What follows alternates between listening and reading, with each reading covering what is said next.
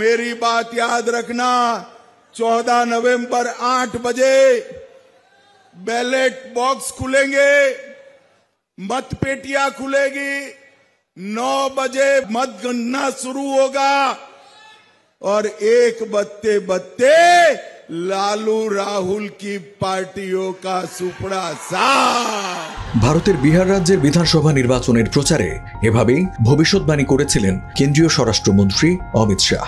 14 November ফল গণনার পর অমিত শাহের ভবিষ্যৎবাণী সত্যি হলো। ভোটে বড় জয়ের পথে মোদী নীতিশ নেতৃত্বাধীন জোট এনডিএ। এনডিটিভির সবশেষ হিসাবে 243 আসনের মধ্যে 201টিতে জয় পেয়েছে তারা। অন্যদিকে রাহুল লালুর মহাগঠবন্ধন জোট পেয়েছে 36টি আসন, অন্যরা পেয়েছে 6টি আসন।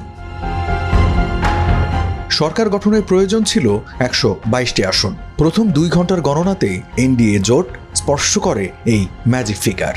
আর এই জয়ে ফের বিহারের মসনদে বসতে যাচ্ছে 74 বছরের নীতিশ কুমার। বিহারে দলের এই সাফল্য উদযাপন করছেন কলকাতার বিজেপি কর্মীরা। দলীয় পতাকা ঢোল নিয়ে রাস্তায় নেমে পড়েছেন তারা। তো আপনি টিভিতে নিউজ চ্যানেলে দেখুন, প্রায় 200 কাছাকাছি আমাদের এনডিএ সিট চলে গেছে।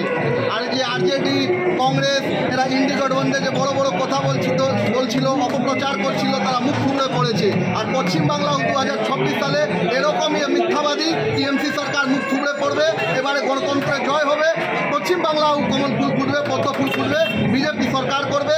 এই খুশিতে আজকে আমরা এখানে বাজি পোড়াচ্ছি, আমরা এখানে অবির খেলা করছি। বিহার আজকে গেরুয়াময় হয়েছে, আগামী দিনে বাংলা গেরুমায় হবে। বিহারের সাধারণ মানুষ যারা বিহারবাসী, তারা শান্তির পক্ষে ভোট দিয়েছে, তারা উন্নয়নের পক্ষে ভোট দিয়েছে, তারা আত্মনির্ভর ভারতের পক্ষে ভোট দিয়েছে, তারা মোদিজির পরে আস্থা দেখিয়েছে। ঠিক সেইভাবে আমাদের আগামী দিনে যে পশ্চিমবঙ্গে নির্বাচন হবে, আমাদের সকলের প্রিয় আমাদের প্রধানমন্ত্রী মোদিজির নেতৃত্বে নির্বাচন হবে।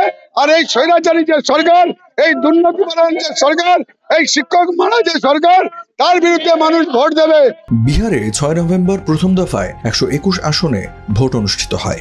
এ দফায় ভোট পড়ে 65% বেশি। 11 নভেম্বর দ্বিতীয় দফায় ভোট অনুষ্ঠিত হয় 122টি আসনে। এ দফায় ভোট পড়েছিল 68% বেশি।